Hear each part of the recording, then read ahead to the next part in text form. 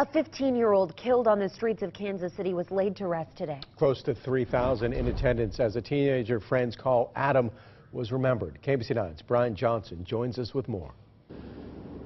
People came with heavy hearts, recognizing the void that is now there. However, it is their faith that pushes them forward. Tonight, we're also learning more about what happened in that tragic night when the teen's life was taken. They came to say goodbye and pray for a person they loved.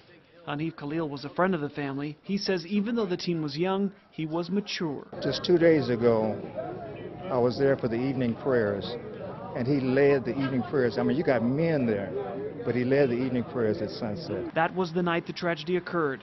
His final acts showing devotion to God, something he learned from his father. His father being his teacher, and that he took from this world the best of what he had to offer, and that was the Quran. Saturday, about 3,000 people attended the service, so many that instead of the mosque, the service was held in the adjacent school's gymnasium. And I think more than anything else, his school life, his sports, and all those other things, his young life as a teenager, I think all that was important. Everyone who knew Abdi Samad says he was outgoing and kind. But I think more important was that he embraced the Quran, and I believe that, as God knows best, that he fulfilled his life's mission.